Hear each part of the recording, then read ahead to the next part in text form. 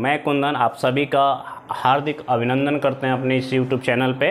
तो आज के इस वीडियो में हम लोग देखेंगे कि जो आपका अरिथमेटिक प्रोग्रेशन है वो क्या है, यानी कि समानांतर श्रेणियाँ क्या है, इसके बारे में आज डिस्कस करेंगे। हालांकि आप लोगों ने जो प्रीवियस के जितने भी चैप्टर्स हमने डिस्कस किए हैं काफ़ी अच्छे से देखे हैं, समझे हैं, उस पर इतना सारा प्यार दिए हैं, उसके लिए बहुत बहुत धन्यवाद। तो आज के इस वीडियो में हम लोग देखेंगे कि ये जो अरिथमेटिक प्रोग्रेशन है इसके अंदर पूरा का पूरा क्या है, यानी कि ये चैप्टर जो 5 है, ये आपका चैप्टर 5 है, क्लास 10th का है ये मैथमेटिक्स बेटा। और चैप्टर 5 में आपका 5.1 एक्सरसाइज है, 5.2 है, 5.3 है, 5.4 है। तो ये सारे एक्सरसाइज से जो आपका कंसेप्ट है, यानी कि इस पूरे चैप्टर्स का जो इंट्रोडक्शन है उसके बारे में डिस्कस करेंगे। तो इसके बारे में क्या डिस्कस करने वाले हम लोग कि सबसे पहले कि अरिथमेटिक प्रोग्रेशन क्या है, ये कहाँ से आया है, और ये अगर किसी सोर्स से आया है तो उसका इम्पोर्टेंस क्या है हमारे 10th क्लास के हिसाब से, बोर्ड में इसका क्या वेटेज होगा, बोर्ड में किस तरह के क्वेश्चंस होंगे, इसके बारे में डिस्कस करेंगे। साथ में अगर कोई प्रोग्रेशन है, अरिथमेटिक प्रोग्रेशन है, तो उसमें बेटा आता है टर्म की बात करेंगे। टर्म का मतलब होता है पद की बात करेंगे हम लोग। फिर बात करेंगे टर्म के बाद बात करेंगे कॉमन डिफरेंस। टर्म के बाद हमें बात करनी है कॉमन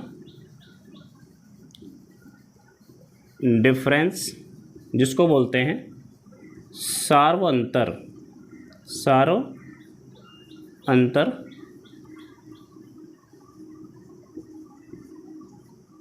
इनके बारे में बात किया जाएगा, ठीक है। उसके बाद बात करेंगे जनरल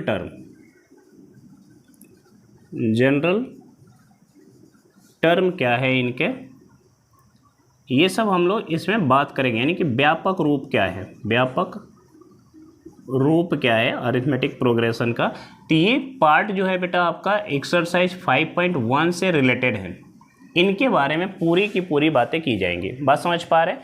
टर्म क्या है, कॉमन डिफरेंस क्या है, जनरल टर्म क्या है, इनके बारे में पूरी बात की जाएगी जो 5.1 के अंतर्गत आता है। 5.2 में जो अगर हम देखेंगे तो 5.2 में बेटा हम लोग बात करेंगे nth टर्म ऑफ एपी, यानी कि समानांतर श्रेणी का nवां पद क्या होता है, इसके बारे में डिस्कस किया जाएगा। ये आज ही के वीडियो में सारा मैं डिस्कस करूंगा। ये आप पढ़ेंगे 5.2 के एक्सरसाइज के अंतर्गत। और बेटे इसके बाद हम लोग को पढ़ना है 5.3 में। 5.3 में आप देखेंगे कि हमें जो भी एपी है उनका सम के बारे में डिस्कस करना है, यानी कि सम ऑफ टर्म ऑफ एपी, यानी कि जो समांतर श्रेणी है, समांतर श्रेणी के पदों के योग के बारे में पढ़ेंगे। तो हम लोग इस अरिथमेटिक प्रोग्रेशन यानी कि आज के इस वीडियो में 5.1, 5.2 और 5.3 के अंतर्गत कौन कौन से कंसेप्ट आने वाले हैं उन सब के बारे में डिस्कस करेंगे। उसके बाद नेक्स्ट वीडियो में जो हम बात करेंगे तो 5.1 पूरा एक्सरसाइज डिस्कस करेंगे, साथ में ये भी रिवाइज करा देंगे। तो आपको परेशान होने की ज़रूरत नहीं है बेटा। अगर आप मेरे वीडियो को देख रहे हो, समझ रहे हो और अच्छे से देखो, आखिरी तक देखो, तो बिल्कुल समझ में आएगा, आपको बोर्ड में या कहीं भी दिक्कत नहीं होगी। इतनी सारी चीज़ें अरिथमेटिक प्रोग्रेशन में कि अरिथमेटिक प्रोग्रेशन अगर कोई चीज़ है तो उनमें टर्म क्या होता है, कॉमन डिफरेंस क्या होता है, यानी कि सार्वअंतर क्या होता है, जनरल टर्म उसका व्यापक रूप क्या होता है। फिर इस पे कुछ न्यूमेरिकल्स हैं वो हम लोग करेंगे। 5.2 में nth टर्म की बात करेंगे, यानी कि nवां टर्म क्या है इसके बारे में डिस्कस करेंगे। और फिर 5.3 में देखेंगे कि ये है क्या, यानी कि जो nth टर्म है उनका सम क्या है। तो इन सब के बारे में हम लोग अच्छे से डिस्कस करना शुरू करते हैं। तो आप अच्छे से देखिएगा, समझिएगा। बात करते हैं अरिथमेटिक प्रोग्रेशन। तो इसकी शुरुआत हुई थी बेटा सीक्वेंस से, यानी जिसको हिंदी में बोला जाता है क्रम। क्रम का मतलब कि कोई भी नंबर क्रम से आए, पैटर्न में आए, सीक्वेंस यानी कि क्रम। तो सीक्वेंस क्या है, सीक्वेंस क्या है, मेरी बात समझिएगा। मैं कुछ नंबर्स लिख रहा हूँ, उससे आपको समझ में आ जाएगा। मैंने कहा कि 1 को एक बार लिखा, 2 को 2 बार लिखा, 3 को यानी 3 को 3 टाइम्स लिखा। ऐसे ही आगे भी लिखते चलेंगे आप, बिल्कुल आप लिखते चलेंगे। आपने एक पैटर्न समझ लिया है कि पहले वाले नंबर को एक बार लिखना है, दूसरे वाले को 2 बार, तीसरे वाले को 3 बार, जो 4 नंबर होगा उसको 4 बार। आपने एक पैटर्न को समझा है। तो यहाँ पे क्या हो रहा है, हमने कुछ नंबरों का लिस्ट किया है, कुछ नंबर्स का सेट बनाया है, जिसमें कोई भी एक स्पेसिफिक रूल चल रहा है। क्या रूल चल रहा है कि जो भी नंबर्स हैं उनको उतनी बार लिखनी है। आप एक और बात समझिएगा, अगर मैं ये लिखता हूँ यहाँ पे, मैं लिखता हूँ 1 का स्क्वायर 1, 2 का स्क्वायर 4, 3 का स्क्वायर 9, 4 का स्क्वायर 16। इन पे जो बेस्ड क्वेश्चंस होते हैं ना, बहुत लेवल के क्वेश्चंस होते हैं जो बैंक पीओ में पूछे जाते हैं सीक्वेंस पे। हालांकि आपको सीक्वेंस पूरा नहीं पढ़ना है, इसका एक छोटा सा रूप है अरिथमेटिक प्रोग्रेशन, इसी में आपको बताऊंगा कि ये आया कहाँ से, इसलिए इसको जानना जरूरी है। तो आप देखिए यहाँ पे भी क्या हो रहा है, नंबरों का एक पैटर्न चल रहा है, जिसमें पहले वाले नंबर का स्क्वायर है, फर्स्ट का स्क्वायर है, यहाँ पे सेकंड का स्क्वायर है, यहाँ पे थर्ड का स्क्वायर है, यहाँ फोर्थ का स्क्वायर है, कुछ इस तरह से ये चल रहे हैं। तो ये भी क्या है, एक सीक्वेंस है। और भी एग्जांपल ले लेते हैं, मेरी बात समझिएगा, एक एक बात अच्छे से समझिएगा। मैंने कहा एक चीज़ हमने लिया 15, फिर 20, फिर 25। आप समझ गए होंगे कि इसमें क्या हो रहा है। आप देख रहे होंगे बेटा, इसमें एक फिक्स नंबर ऐड हो रहा है। इसमें क्या हो रहा है, एक फिक्स नंबर ऐड हो रहा है, यानी कि ये 15 है तो ये 25 ऐड हुआ, फिर 5 ऐड हुआ, फिर 5 ऐड हुआ, है ना। अब मेरी बात एक और समझिएगा, अगर मैं ये कहता हूँ कि ये 10 है, ये फिर 8 हो गया, ये 6 हो गया, ये 4 हो गया, इसमें भी आप देख रहे होंगे कि एक फिक्स नंबर का इसमें सब्ट्रैक्शन हो रहा है, यानी कि 10 से 8 हो रहा है, 8 से 6 हो रहा है, 6 से 4 हो रहा है, यानी कि 2 की कमी हो रही है। तो आप बताओ ये भी एक आपका सीक्वेंस है कि नहीं। सीक्वेंस का ये मतलब है, समझिएगा, सीक्वेंस का ये मतलब है the list of numbers, the list of numbers which is followed by a specific rule, a specific rule। कोई भी स्पेसिफिक रूल अगर उसमें फॉलो हो रहे हैं तो वो एक हमारा क्या है, सीक्वेंस है। तो ये सब के सब क्या है, सीक्वेंस है। ये सब के सब क्या है, सीक्वेंस है। मेरी बात और ध्यान से समझिएगा, मैं एक और एग्जांपल लिख रहा हूँ। यहाँ पे हमने लिखा 2, 2 3 जा 6, 6 3 जा 18, 18 3 जा 54। यहाँ पे भी क्या हो रहा है, एक स्पेसिफिक रूल चल रहा है, पैटर्न चल रहा है, नंबरों का लिस्ट है, लेकिन फॉलोड हो रहा है, यानी एक नियम के तहत चल रहा है। कैसा नियम चल रहा है कि 2 में 3 से मल्टीप्लाई हुआ, जो नंबर आया फिर उसमें 3 का, फिर जो नंबर आया उसमें फिर से 3 का, यहाँ पे मल्टीप्लाई हो रहा है। आप मेरी बात ध्यान से समझिएगा। फिर से एक और एग्जाम्पल मैं यहाँ लिखता हूँ। हमने लिखा 1/3, फिर 1/4, 1/5। आप इसमें देख रहे होंगे बेटा क्या हो रहा है, डिनोमिनेटर में एक फिक्स नंबर ऐड होता जा रहा है। डिनोमिनेटर में क्या हो रहा है, एक फिक्स नंबर ऐड होता जा रहा है। तो यहाँ पे ये सब के सब क्या है, सीक्वेंस है। ये सभी के सभी जो पैटर्न चल रहा है, ये सभी के सभी जो नंबर्स का लिस्ट बना हुआ है, वो सब क्या है, एक सीक्वेंस है, एक क्रम है। इतनी बात समझ पा रहे। और इसी को सीरीज नाम दिया जाएगा जब इनमें हम लोग प्लस का साइन लगा देंगे, जो अभी आपको पढ़ना नहीं है, उसको हम लोग बाद में डिस्कस करेंगे। तो सीक्वेंस ही सब के सब हैं। इन्हीं सीक्वेंस में से एक ऐसा भी पैटर्न है इसमें जिसको नाम दिया गया है अरिथमेटिक प्रोग्रेशन। उसी को बस समझना है। तो अरिथमेटिक प्रोग्रेशन नाम से ही लग रहा है बेटा, अरिथमेटिक का मतलब अंक गणिती, जिसमें जोड़ घटाव की बात की जाए। बात समझ पा रहे। तो इसमें वो सीक्वेंस अरिथमेटिक प्रोग्रेशन कहलाएगा जिसमें एक फिक्स नंबर हम लोग ऐड या सब्ट्रैक्ट करके बना रहे हो। जैसे आप बताओ यहाँ पे कोई ऐड फिक्स हो रहा है, नहीं। यहाँ पे 3 ऐड हो रहा है, फिर 5 ऐड हो रहा है, फिर 7 ऐड हो रहा है, कोई एक फिक्स नंबर ऐड नहीं हो रहा है। यहाँ पे देखिए 15 से 20, 5 ऐड हुआ, फिर 5 ऐड हुआ, फिर 5 ऐड हुआ। तो यहाँ पे क्या है कि यहाँ पे प्लस का 5 ऐड हो रहा है हर बार। तो हम ये कह सकते हैं ये किस में है, अरिथमेटिक प्रोग्रेशन में। बात समझ पा रही है बात, मेरी बात समझ में। तो जो अरिथमेटिक प्रोग्रेशन है बेटा, वो भी क्या है, सीक्वेंस है। और सीक्वेंस का एक छोटा सा रूप हम लोग को पढ़ना है, अरिथमेटिक प्रोग्रेशन। यहाँ पे भी देख लो, यहाँ पे क्या हो रहा है, 10 से 8, 8 से 6, 6 से 4, यानी कि यहाँ पे क्या हो रहा है, -2 ऐड हो रहा है। यहाँ पे क्या हो रहा है, -2 ऐड हो रहा है, यानी कि यहाँ पे एडिशन है, लेकिन किस नंबर का, -2 नंबर का एडिशन हो रहा है। 10 से 8 हुआ है, 8 से 6 हुआ है, 6 से 4 हुआ है।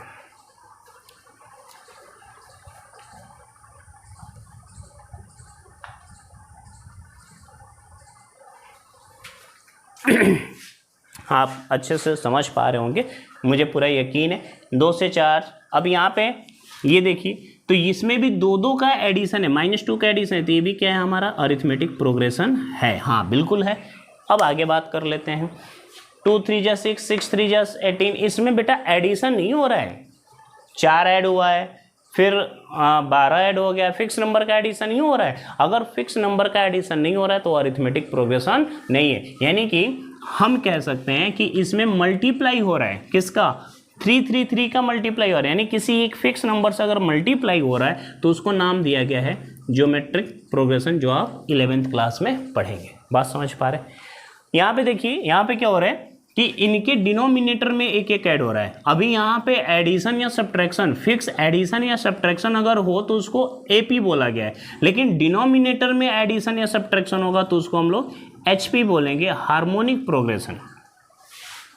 आपके 10th में जो पढ़ाया जा रहा है या 10th में जो आप पढ़ेंगे वो सिर्फ और सिर्फ अरिथमेटिक प्रोग्रेशन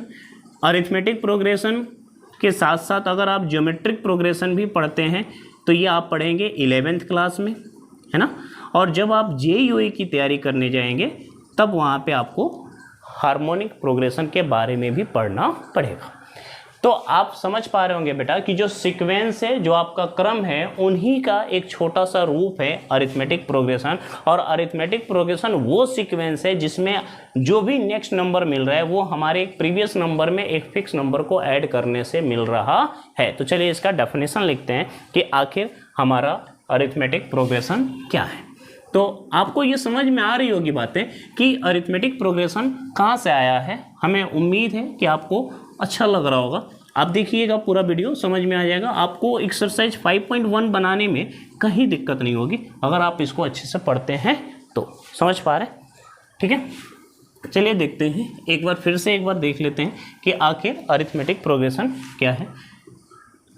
अरिथमेटिक प्रोग्रेशन, इनका एनसीईआरटी ने हिंदी में नाम किया है समानांतर श्रेणी। तो वो क्यों नाम है उसके बारे में भी समझेंगे। हालांकि अगर आप गूगल में इसका ट्रांसलेशन ढूंढेंगे तो मिलेगा अंकगणितीय प्रोग्रेशन, यानी कि मैथमेटिकल तरीके से अगर किसी नंबर में प्रोग्रेशन हो रहा है तो उसको अरिथमेटिक प्रोग्रेशन कहेंगे। तो लिखेंगे a sequence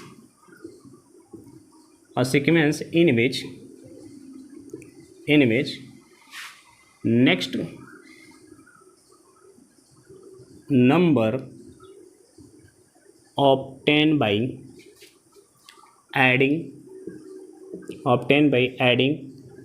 a fixed real number लिख सकते हैं। फिक्स्ड रियल नंबर में बेटा कोई भी नंबर हो सकता है ना। आप √2 भी ऐड कर सकते हो, हर एक नंबर में √2 ऐड करके भी कर सकते हैं, क्योंकि रियल नंबर में सब आता है, रेशनल नंबर भी आता है, इरेशनल नंबर भी आता है ना। तो फिक्स नंबर में हम ये कह सकते हैं कि एक सीक्वेंस का मतलब नंबरों का सेट जिसमें एक स्पेसिफिक रूल फॉलो हो रहा है। अ सीक्वेंस इन विच, जिसमें next number obtain by adding a real number in previous term accept first term. आप फर्स्ट टर्म को ऑब्टेन नहीं कर पाएंगे, फर्स्ट नंबर को या फर्स्ट टर्म को, फर्स्ट नंबर ही लिख देते हैं, अभी टर्म के बारे में बात करेंगे। फर्स्ट नंबर, क्लियर होगी बात। जैसे अगर मैं बात करूं कि कोई भी सीक्वेंस, नंबरों का जो सेट है या नंबरों का जो लिस्ट है या सूची है, जो क्रम है, उनमें जो नेक्स्ट नंबर हमें मिल रहा है वो प्रीवियस नंबर में कुछ ऐड करने से मिल रहा है, फिक्स नंबर को ऐड करने से मिल रहा है। वो ऐड करने वाला जो फिक्स नंबर रहेगा वो रियल नंबर हो सकता है। इसमें कंफ्यूजन कहाँ पे हो जाती है बच्चों की। आप सोचो बेटा, एक नंबर 10 है, अगला नंबर भी 10 है, फिर से 10 है, फिर से 10 है, क्या ये एपी में है? तो हाँ, आप बताओ यहाँ पे जो फिक्स नंबर ऐड हो रहा है, वो ऐड 0 हो रहा है कि नहीं है? जीरो हमारा कैसा नंबर है, रियल नंबर है, तो हम इसको भी कह सकते हैं कि ये एपी में है। बच्चे बस यहीं पे कंफ्यूज कर जाते हो कि आप चीज़ों को अच्छे से समझते नहीं हो। अगर आप चीज़ों को अच्छे से समझो तो कहीं दिक्कत नहीं होगी, इस पे भी क्वेश्चंस बनाए जा सकते हैं। आप जरा सोचो, यहाँ पे 2 है, फिर 2 + √2 है, फिर 2 + 2√2 है ना। अगर ऐसा है तो आप बताओ ये एपी में है कि नहीं है? हाँ, ये भी एपी में है। क्यों एपी में है? पहला क्या है 2, अगला क्या है 2 + √2, यानी कि नेक्स्ट नंबर में क्या जुड़ा है √2, तो नेक्स्ट नंबर प्रीवियस नंबर में एक फिक्स नंबर को ऐड करने से बनाया जा सकता है, लेकिन फर्स्ट नंबर को नहीं, accept first number. First number हमारा पहले से गिवन होगा, या फिर फर्स्ट नंबर जो भी होगा उससे हम एपी बनाएंगे।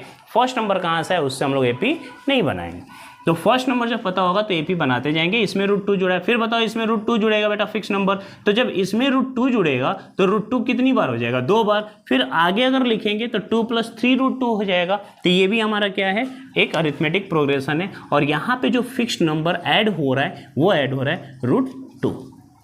इतनी बात समझ पा रहे?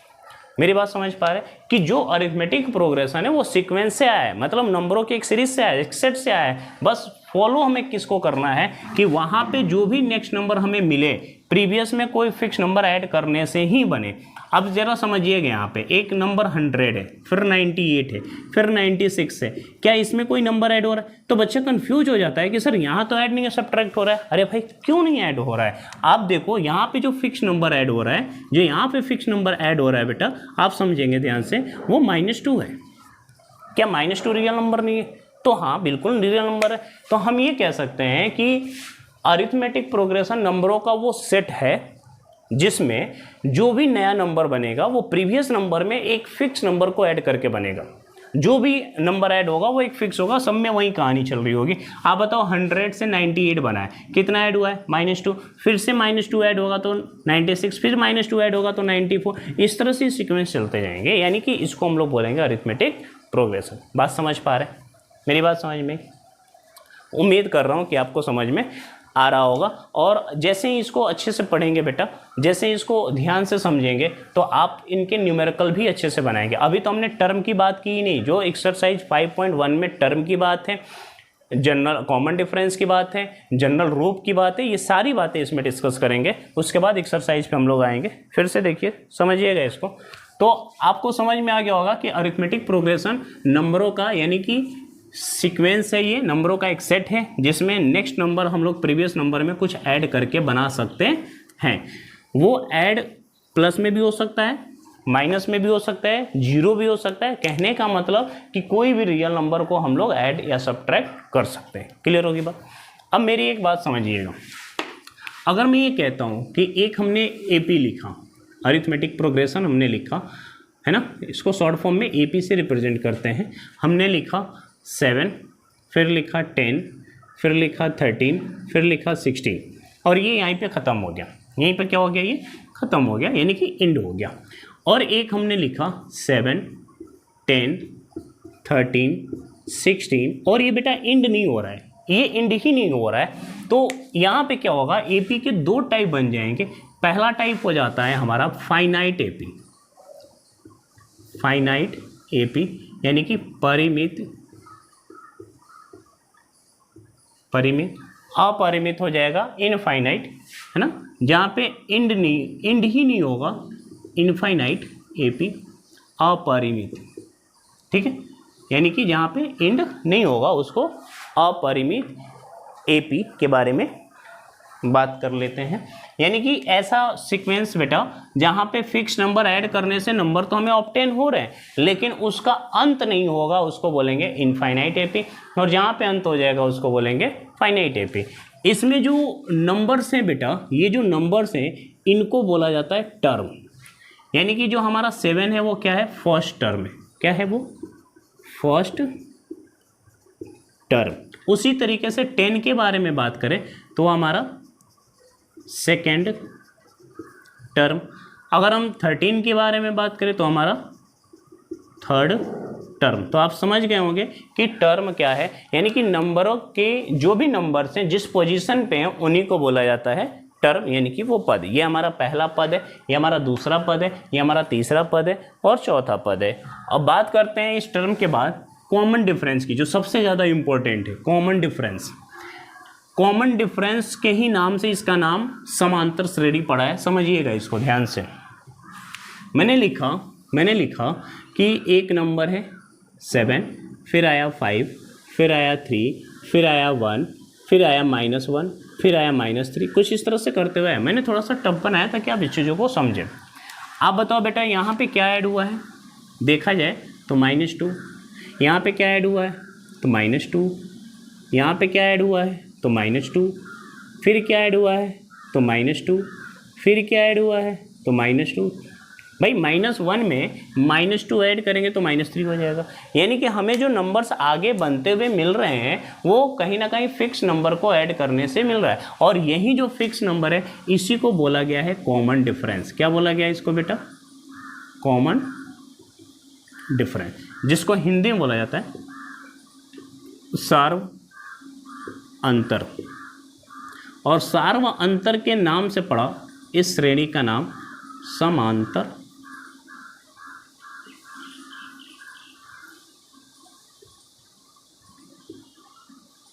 श्रेणी,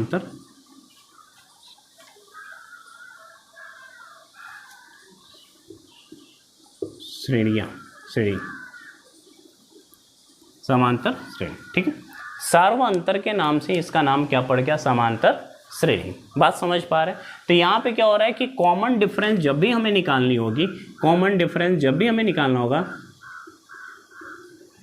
कॉमन डिफरेंस जब भी हमें निकालना होगा, इसको जनरली हम लोग स्मॉल डी से रिप्रेजेंट करते हैं कॉमन डिफरेंस को। और ये जब भी निकालना होगा, बेटा बताओ -2 कैसे आएगा? अगर हम सेकेंड टर्म में से फर्स्ट टर्म को माइनस कर दें, यानी कि 5 में से 7 को माइनस कर दें तो -2 आ जाएगा, यस या नो?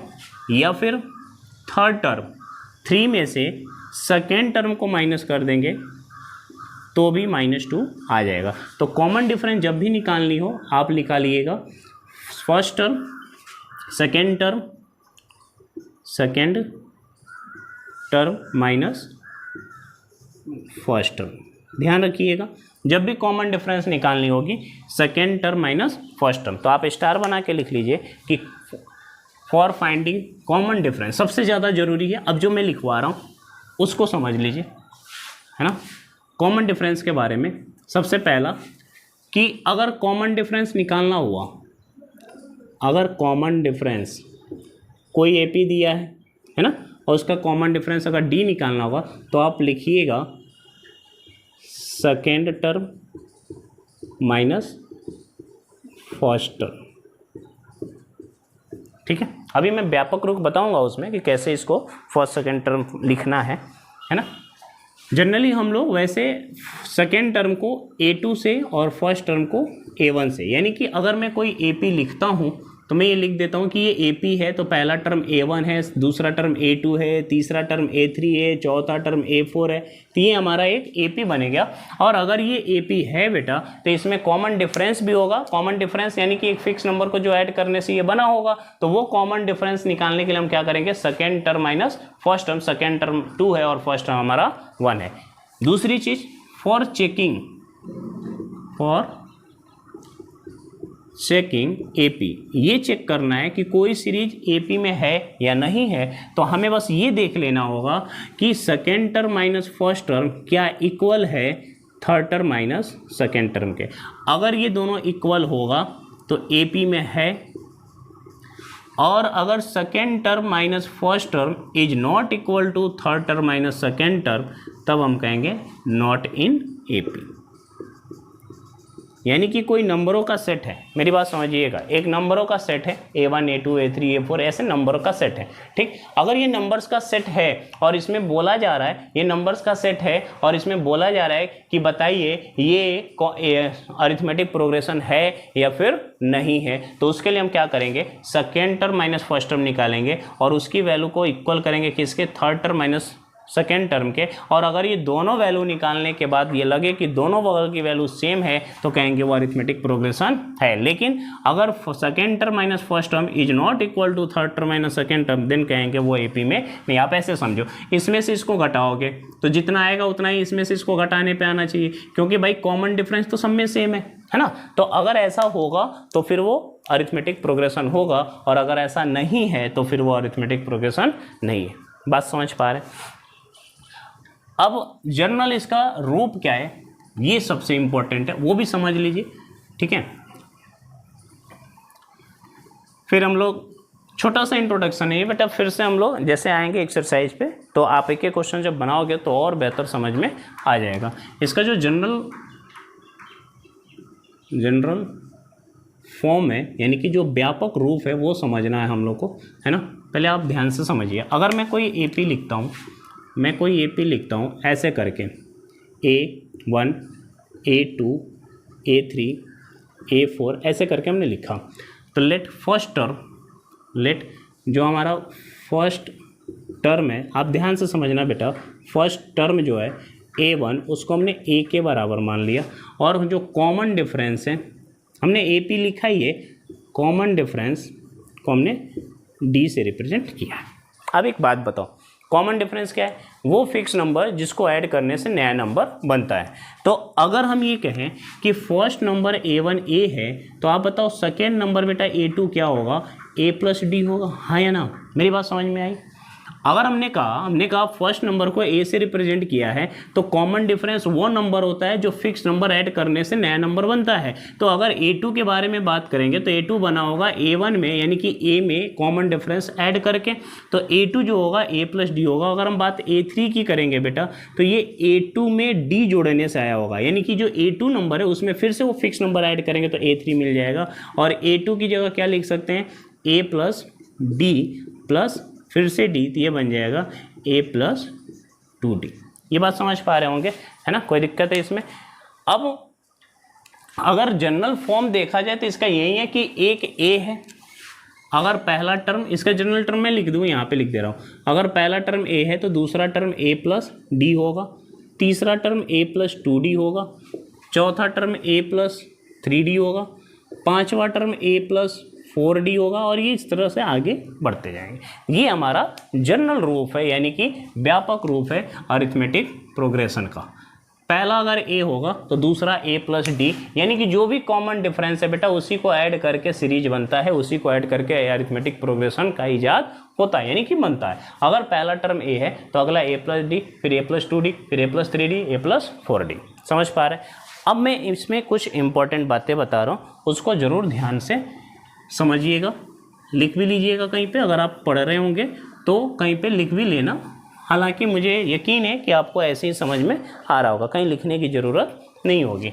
अगर कहीं पे फर्स्ट 3 टर्म की बात की जाए, सबसे इम्पोर्टेंट बात, फर्स्ट 3 टर्म की बात की जाए, किसी AP में पहले 3 टर्म की बात की जाए, तो बेटा अगर एक टर्म A है तो अगले वाले में A प्लस D होगा। समझ पा रही भाई? एक कॉमन डिफरेंस ऐड करने से बना, तो ये बताओ ये वाला जो नंबर बना होगा इसमें भी D ऐड करके ही बना होगा। तो अगर हम इसके पीछे जाएं तो A माइनस D, यानी हमारा ये 3 टर्म हो गया।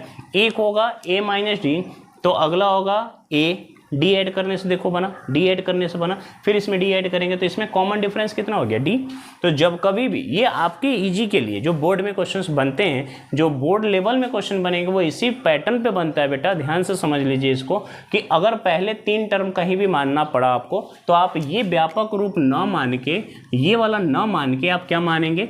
A माइनस D, A और A प्लस D। ये आपको कोई बताएगा नहीं, किसी बुक में नहीं दिखाएगा अभी 10th क्लास में, लेकिन मैं आपको बता रहा हूँ। तो इसको आप समझिए कि ये A माइनस D, फिर A और A प्लस D। अगर आपको फर्स्ट 4 टर्म की बात होगी, फर्स्ट 4 टर्म ऑफ AP, अगर आप पहले 4 टर्म AP की देखेंगे तो इसमें 4 टर्म में आप बताओ इधर ऐड करो या फिर इधर ऐड करो। तो हम लोग क्या देखेंगे, ध्यान से समझिएगा। 4 टर्म की बात करेंगे तो एक होगा A प्लस D, एक होगा A माइनस D, तो एक होगा A प्लस D। अब बताओ यहाँ पे कितने का अंतर है? आप सोच के देखो, यहाँ से यहाँ तक जाओगे तो अगर हम यहाँ से यहाँ तक जाएंगे तो D को हटाना भी है और एक D उसमें ऐड भी करना है, मतलब कहीं ना कहीं यहाँ पे प्लस 2D हो रहा है। आप ध्यान से समझो, A माइनस D में प्लस 2D करेंगे तो प्लस 2d में 1d चला जाएगा तो 1d बचेगा, यानी a प्लस डी तब आ रहा है जब हम उसमें 2d ऐड कर रहे हैं। तो जो अगला टर्म बनेगा बेटा, जो अगला बनेगा ध्यान से समझिएगा, वो a प्लस 3d होगा क्योंकि इसमें 2d फिर से ऐड करना है। जो इसके पीछे चलेंगे तो वो a माइनस 3d होगा। कहने का ये मतलब है कि एक जैसा सभी नंबर को रखना है जिससे ये हमारा काम बने। तो यहाँ पे जो कॉमन डिफरेंस है, यहाँ पे जो कॉमन डिफरेंस है यहाँ पे जो कॉमन डिफरेंस है वो बेटा 2d है, यानी कि जो भी वैल्यू आएगी वो 2d होगी, वो हमारा कॉमन डिफरेंस होगा। आप यहाँ से देखो a माइनस 3d में अगर 2d ऐड करेंगे तो a माइनस डी बचेगा, फिर a माइनस डी में अगर 2d ऐड करेंगे तो a प्लस डी बचेगा, और फिर a प्लस डी में 2d ऐड करेंगे तो a प्लस 3d बनेगा। यानी कि जब कभी भी हमें 4 टर्म्स की ज़रूरत पड़े, कहीं भी AP में 4 टर्म्स की ज़रूरत पड़े, तो आप इसको मान के बनाओगे तो क्वेश्चन ईजी वे में बनेगा। हम लोग बनाएंगे भी, आप ध्यान से फिर से समझिए। अब बताओ अगर इनको हमें जोड़ना होगा तो d से d कैंसिल, 3d से 3d कैंसिल, इसको ऐड करना होगा तो d से d कैंसिल, केवल a मिल जाएगा हमें। यानी कि इजी वे में क्वेश्चंस हो सकते हैं। अगर हमें फर्स्ट समझना अच्छे से, फर्स्ट 5 टर्म की अगर बात करें, फर्स्ट 5 टर्म की बात करें, अगर हम फर्स्ट 5 टर्म की बात करें तो फर्स्ट 5 टर्म में एक तो a ही हो जाएगा, फिर a माइनस डी और a माइनस 2d, समझिएगा, फिर a के बाद a प्लस डी और फिर a प्लस 2d, यानी कि हम d सिर्फ ऐड कर रहे हैं यहाँ पे। तो ये हमारे 5 टर्म कहीं भी मानना होगा तो इस तरीके से हम लोग इसको मान के बनाएंगे। तो ये रहा आपके आज का इंट्रोडक्शन, और मैं अगले वीडियो में बेटा इसमें 5.1 के सभी क्वेश्चंस का वेल एक्सप्लेनेशन के साथ मैं आऊँगा, और उसमें भी आपको थोड़ी बहुत बेसिक कंसेप्ट के साथ बताते चलेंगे। हमें उम्मीद है कि अगर आप हमको देख रहे होंगे तो आपको अरिथमेटिक प्रोग्रेशन में कहीं कोई दिक्कत नहीं होगी। और बोर्ड लेवल के हिसाब से ये चैप्टर काफ़ी इंपॉर्टेंट है, क्योंकि 5वें चैप्टर से जो क्वेश्चन बनते हैं बेटा, उस क्वेश्चन में, इस क्वेश्चन में 4th, 3rd, 2nd, फर्स्ट, ये सभी चैप्टर्स के कंसेप्ट ऐड करके बनाए जाते हैं। जब भी अगर हाई लेवल का क्वेश्चंस बनेगा तो एक ऐसा अरिथमेटिक प्रोग्रेशन का क्वेश्चन होगा जिसमें कहीं ना कहीं क्वाड्रेटिक इक्वेशन भी यूज होगा, कहीं ना कहीं लीनियर इक्वेशन यूज होगा, कहीं ना कहीं उसमें पॉलिनोमियल यूज हो जाएगा, कहीं ना कहीं उसमें रियल नंबर भी यूज हो सकते हैं। तो ध्यान से इस चैप्टर को समझिएगा। चलिए तब तक के लिए थैंक यू, धन्यवाद।